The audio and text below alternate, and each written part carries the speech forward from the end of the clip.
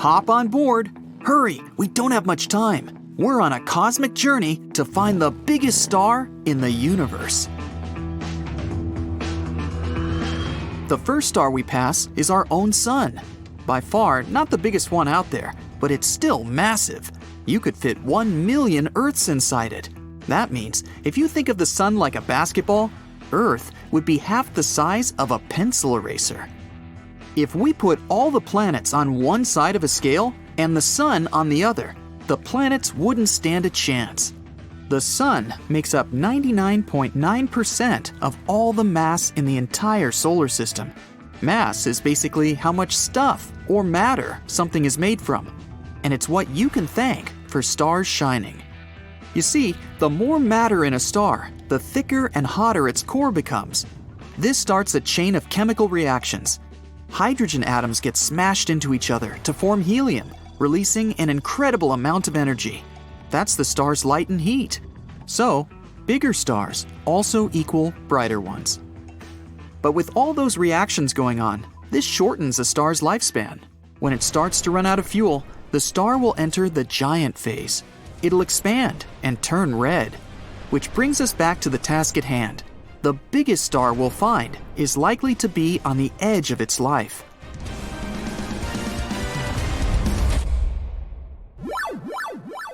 Switching on our hyper light engines, we soon arrive at the Lumen 16 system. Here, we'll find one of the smallest stars out there, a brown dwarf. Small here means about the size of Jupiter, but they're small for stars. Brown dwarfs are also called failed stars because they don't have enough mass for those chemical reactions. That means they're not as bright, but they're super dense. All the matter in them is packed together so tightly, they weigh 80 times more than Jupiter, even being the same size. And if you think that's something, just look at a white dwarf, even more tightly packed. This one here is Sirius B. It's also about the size of Jupiter, but it'd weigh as much as the sun. It emits a dim white light. Once it runs out of gas, it'll turn red and cool down. Now let's fly closer to its giant neighbor, Sirius A. You easily see this star from Earth. No telescope needed. Twice heavier and more than 1.5 times wider than our sun. It's the brightest star in our night sky. Now we fly 550 light-years away from Earth to the constellation Cassiopeia. Almost 100 years ago, a cosmic explosion happened here. It expanded the atmosphere of the star Gamma Cassiopeia, and some gases were thrown into space. After that, it became the brightest star in the constellation. It's 10 times wider than our sun. On to the famous North Star. Funny enough, different stars have had this title over the years, and more will take it in the future. That's because Earth's pole star changes every 26,000 years. Imagine our planet like a spinning top. The northern pole will shift around in a little circle, pointing at different stars to the true north. The current one is a supergiant 37 times wider and 5 times heavier than our sun. It's easy to find in the night sky. It's on the very tip of the Little Dipper's handle. Get ready now. We're setting off for the eye of the storm, the center of our Milky Way galaxy.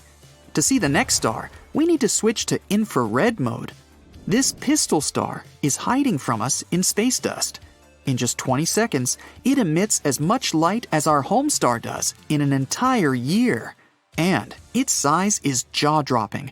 It's 420 times wider than the sun. But it's still not the most luminous star known to humanity. That would be a blue supergiant in the constellation Triangulum. Meet B416. It's almost 10 million times brighter than the sun. But the brighter a star, the faster it burns up all its fuel, and the shorter its life. Compared with a red dwarf that barely glows and burns fuel much more slowly, its life will be hundreds of thousands of times shorter. 3,400 light-years from Earth, there's one of the rarest celestial bodies in the universe. It's a yellow hypergiant called Rho Cassiopeia. Among the countless stars in our galaxy, there are only a couple dozen of these. And even though this star is extremely far away from our planet, you can still see it in the sky without needing a telescope. That's because it's 300,000 times brighter than our Sun. It also helps that the thing is 900 times wider than our home star, too. And its color tells us that its fuel reserves will last for a long time. When Rho Cassiopeia starts to turn red and expand, it'll be one of the biggest stars in the entire universe. Now, we move to the constellation Orion. The star is in our sights. Beetlejuice, one of the largest ones visible to the unaided eye. 700 times the size of our Sun. If it took our star's place, its surface would touch the asteroid belt. That's between the orbits of Jupiter and Mars. It would engulf the 4 inner planets, Earth included. But this star has astronomers very excited. They predict Betelgeuse will explode in a fantastic celestial show in the next 10,000 years. It'll be the greatest astronomical event of all time because we'll be able to observe a supernova at a close but safe enough distance. The exploding star will shine as bright as a half moon. It'll be visible in the daytime sky for a year and at night for several more. Now we venture to stars that exceed the Sun's width 1,000 times. Mu Cephei is a hypergiant boasting the title of the reddest known star. Its color tells us that the fuel gauge is getting closer and closer to empty, but it's still so big that it could hold 1 billion suns in it. And because of its mass, this star will eventually become a supernova or even a black hole. Let's take a trip of almost 4,000 light years from home. Here it is, a red supergiant called VY Canis Majoris. It's one of the biggest and brightest stars of the Milky Way. It could fit 3 billion suns. And even though it's so huge, this thing is surprisingly light, only 17 weights of the Sun. In the context of celestial bodies, you could call this star an inflated balloon. In the next 100,000 years, VY Canis Majoris will explode in a hypernova. Gamma radiation will destroy all life in the local part of the universe. But this star is so far from our solar system that it wouldn't mean any harm to us. If we placed MY Cephei in the center of our solar system, it would bulge all the way out to Saturn's orbit. To remind you just how far away Saturn is, think of it this way. It takes the Sun's light 8 minutes to reach Earth. To get to Saturn, it takes well over an hour. Compared to this massive star, the Sun is just a grain of sand. It's one of the most luminous and reddest stars in our universe. The bigger and redder the star, the closer it is to its end. So, we're not looking at just a titan of the universe, but also one of the oldest celestial bodies out there. The second biggest star in the universe is UY Scuti. It's about 1.5 billion miles wide, 16 times the distance from the Earth to the Sun. This is a pulsating variable star. Its brightness changes about every 2 years. UY Scuti is a record breaker in fuel combustion per year.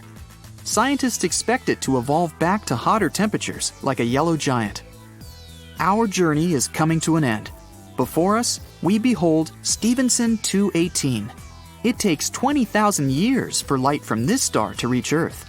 It's hard not to see this red supergiant on our tiny terrestrial home. It's 2,150 times wider than our Sun. We'd need 10 billion suns to fill its volume. For comparison, the average beach contains only about 5 billion grains of sand.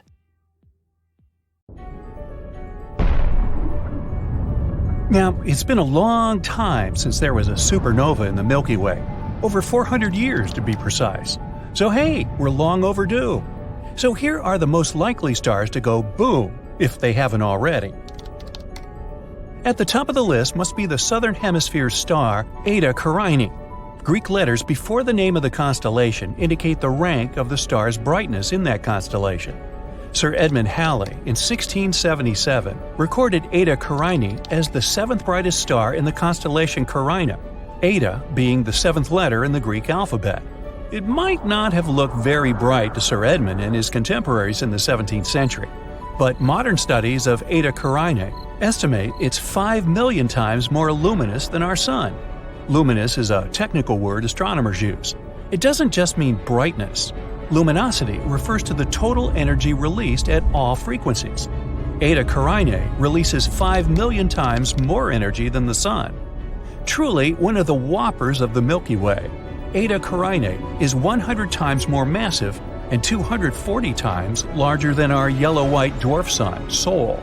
Obviously, since it appears dim, Eta Carinae is pretty far away, about 7,500 light-years away. Yet even at this distance, if this star goes hypernova, it can still impact Earth's ozone layer, disrupt satellite communications, and harm astronauts. 159 years after Halley's observation, Eta Carinae experienced a nova-like explosion. It increased from a relatively dim star to become the second brightest star visible from Earth, but only for a period of 27 years.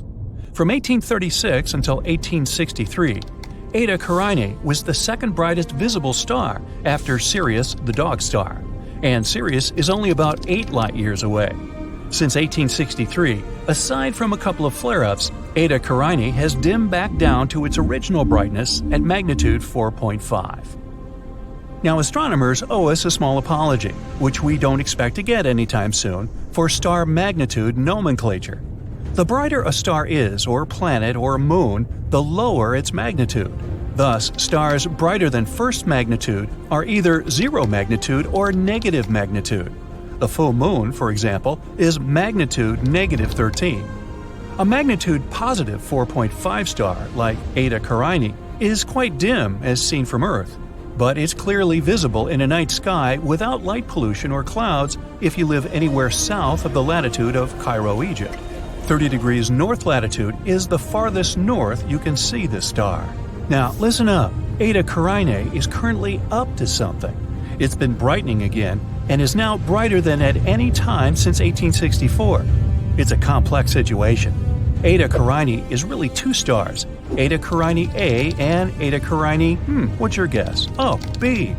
There's a third star nearby that's also interacting with the double star's dynamics. Now, without looking, I'm guessing it's named Eta Carinae C. Good guess. Blown out into two incredibly massive globes of gas that are expanding at 20 million miles per hour, Eta Carinae is, without a doubt, one of the strangest-looking stars you'll ever see. Remember, it's located at a great distance of 7,500 light-years away from us. And if anything had happened to Eta Carinae in the last 7,500 years, like going hypernova, we wouldn't be able to see it, because none of Eta Carinae's electromagnetic radiation would have gotten here yet.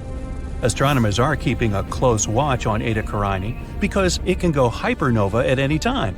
Or maybe it already did 5,000 years ago, in which case we'd only have to wait another 2,500 years to see it. Yeah, like I'll put it in my planner. Now, from a list of over 30 likely candidate stars that might go supernova, Rho Cassiopeiae is many astronomers' choice. Another Greek letter, Rho, is the 17th letter in the Greek alphabet. It means that Rho Cassiopeiae is the star with the 17th brightest apparent magnitude in the constellation Cassiopeia. Yet Rho Cass, a nickname, is only one of 7 known yellow hypergiant stars in the Milky Way. It's another whopper. To be seen at magnitude 4.5 from a distance of about 10,000 light-years away, Rho Cass must be a very large star, a hypergiant. Placed where the Sun is, Rho Cass would encompass the orbit of Mars. But it's still yellow. It's not a red giant star. Red indicates a cooler surface temperature. Rho Cass, as huge as it is still as hot on its surface as our Sun, or even a little hotter. That can only mean two things. Deep inside its core, Rho Cass is fusing atoms much heavier than hydrogen or helium. Plus, Rho Cass is producing much more energy than a red giant star. In the year 2000, Rho Cass erupted massively. It brightened by 2 orders of magnitude as it ejected 10,000 times the mass of Earth into space at 4 times the speed of sound. Astronomers detected the signature of titanium oxide in this eruption. This means that Rho Cass is much closer to going supernova, or in this particular case, hypernova, than astronomers used to assume.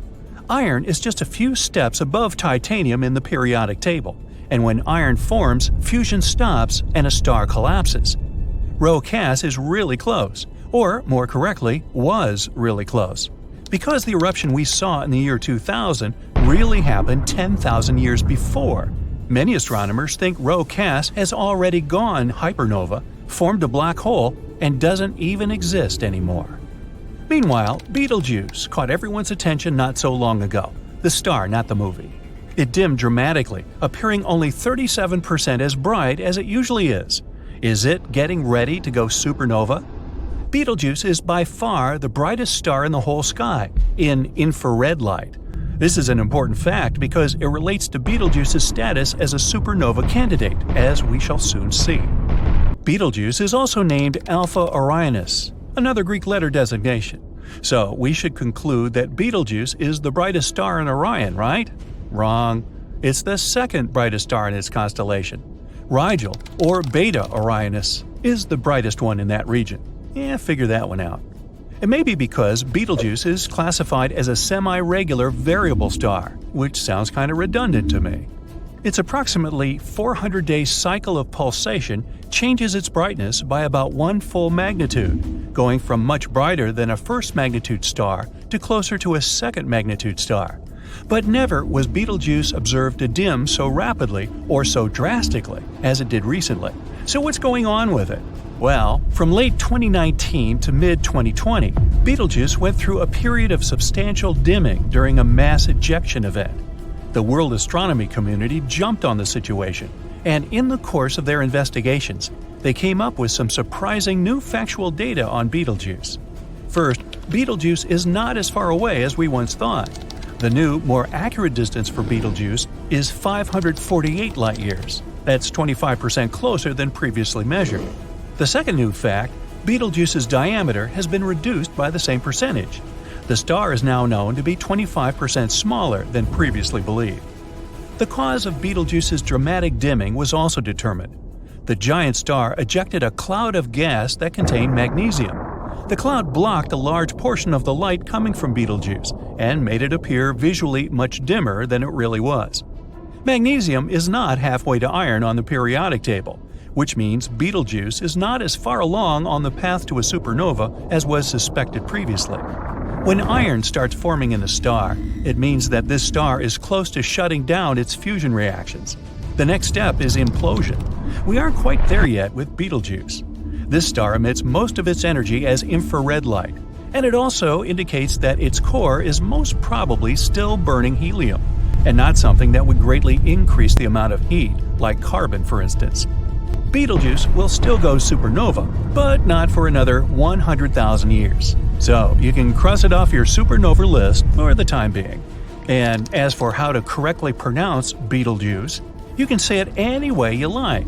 There are as many different pronunciations out there as there are people who think they know how to pronounce it correctly. Now, supernova 1987A caught astronomers off guard when it lit up the large Magellanic Cloud 100,000 plus light-years away from the Milky Way. That's when attention was turned to a similar star much closer to Earth, Rigel, in the constellation of Orion. Could Rigel surprise us and suddenly go supernova? There's something called the supernova problem that you should, probably know about because it may relate to Rigel going supernova or not. It seems that stars over 17 solar masses don't always go supernova. Recently, a red giant star simply vanished. Once again, it didn't go supernova, it disappeared. This had often been happening in computer simulations of supernovae, and now it finally occurred in real life. Rigel's mass is 21 solar masses. In other words, it's 21 times more massive than our Sun. So, will Rigel go supernova or simply vanish into a black hole that it'll create in its core? Astronomers and physicists continue their work of learning more about the dynamics of massive stars, scouring the sky for the next supernova in the Milky Way. Meanwhile, we can rest confident that we on Earth are in no danger from the harmful effects of nearby supernova explosions. We live in a nice, quiet, peaceful, stellar neighborhood, except for those Martians next door. Beetlejuice, a red supergiant. This ball of boiling plasma is one of the largest stars in our galaxy, and one of the brightest. It's about 500 times larger than the Sun. But Beetlejuice is pulsating, getting bigger and smaller. At its peak, it becomes 800 times its average size. If this star were a bucket, it would fit about 300 million suns, even though its weight is only 17 times greater. And here, about 500 light-years away, is Earth. We launch our faster-than-light spaceship and set off on our journey to Beetlejuice. A few seconds, and we've already traveled 240,000 miles, and now are close to the moon. That's 9.5 trips around the Earth. A traditional rocket-powered spacecraft would take 3 days to get here. We're near Mars now. The flight to the red planet usually takes about 7 months. Several rovers are now at work here, as well as the first ever flying drone, Ingenuity. The surface of Mars is 3 times smaller than that of Earth. The planet is also 10 times lighter. People hope to build a human colony here soon. Right beyond Mars, we have to wiggle and constantly dodge space rocks. This is the asteroid belt. It contains debris and space objects of different sizes and shapes. The biggest of them is Ceres. Its surface is slightly larger than the area of Argentina, and its weight is about 1% of the Moon's. The total weight of the entire asteroid belt is 25 times less than the Moon's. Next, we pass gas giants Jupiter and Saturn. These are the largest planets in the solar system. They're also the heaviest, even though they don't have a solid surface. Then, we travel by Uranus and Neptune. They're called ice giants. And at the very edge of the solar system, we see Pluto. It was once considered a full-fledged planet, but now it's not even on the list. After that, we're 4.3 billion miles away from our home. It took the New Horizons space probe about 9 years to get here. Hold on to your seat, we're speeding up! We're passing through the Kuiper Belt. There are lots of asteroids and blocks of ice here. These are some of the oldest building materials in our solar system. Billions of years ago, our whole world looked like a cloud of these asteroids. We're traveling further through dark space and reach the edge of the solar system, the heliosphere. All this time, we've been moving with the solar wind, but now it starts to slow down, collides with the interstellar wind, and heats up. This is called the termination shock. The Voyager 1 space probe got to this point in December 2004. We're moving to the region where the heliosphere ends and interstellar space begins. This is the heliopause. In 2012, Voyager crossed this boundary and became the first ever human-made object in interstellar space. But the message from Voyager reporting this event came to Earth almost a year later because of the huge distance. It took 35 years for Voyager 1 to travel all this way. And here it is. The probe is as long as a car and weighs like 2 motorcycles. You can see a gold plate on its hull. It's a message from people to potential civilizations out there. It has pictures of Earth's landscapes, recordings of human speech, and our DNA. As of 2021, Voyager has been operational for almost 43 years. The probe has traveled 14 billion miles. That's like 152 Earth to the Sun distances. And it's still making its way through space at 38,000 miles per hour. Now, we're approaching the nearest star to our solar system. It's Proxima Centauri. We're so far from home that even light needs more than 4 years to travel this distance. If we used a traditional rocket, the trip would take us 73,000 years. The reason we wanted to get here was because of an Earth-like planet called Proxima Centauri b. It's 10% larger than Earth and slightly heavier. It lies in the habitable zone of its host star. It means that water might exist on the planet in its liquid state, and there can be life that forms here. But the star itself occasionally produces flares. Recently, its brightness increased almost 1,000 times. During that time, it emitted so much radiation that even if there were some forms of life on the planet, they probably ceased to exist. We're now more than 8 light years away from Earth. The brightest star in our night sky is Sirius. Seriously. It's so bright that you can see it even during the day. But in reality, there are actually 2 stars, Sirius A and B. They orbit around a common center of gravity, and these stars are moving toward our solar system at almost 5 miles per second. That's the same as the maximum speed of a top-of-the-line supercar on Earth. Foot down, and we've arrived at a potentially habitable planet, 39 light-years away from Earth. This is TRAPPIST-1d. Its host star is a white dwarf. It's a cold star, 10 times smaller and lighter than the Sun. There are 7 planets around it, but TRAPPIST-1d is the most similar to Earth. It's only 30% smaller and 3 times lighter, but it has a rocky surface and the temperature here is 48 degrees Fahrenheit. You'd feel comfortable here wearing a light jacket. There might be an atmosphere, mountains, seas, and oceans here, which means this planet might be suitable for a human colony. But it would take about 677,000 years to get here using traditional rockets. And here's our main goal, Beetlejuice. It'd take nearly 8.7 million years to travel here from Earth in a current-day spacecraft. This star is so big that our ship looks like a grain of sand on a giant beach. We have to jump back in time to find out what happened to this star. First, there was a beautiful nebula. It's a cloud of multicolored space dust and debris.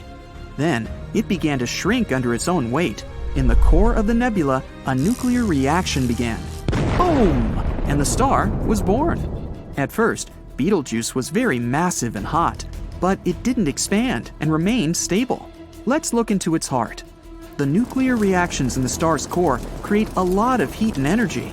This energy produces the force that pushes on the walls of the star from the inside and causes it to expand. But at the same time, the star is very heavy. That's why gravity pushes on it from the outside. If these two forces are balanced, the star remains stable. But over time, the star runs out of its fuel, helium and hydrogen. That's when heavier elements in the core join the nuclear reaction. When they burn, they release more energy and heat than gravity can hold, and the star starts expanding. That's what's happening to Beetlejuice right now.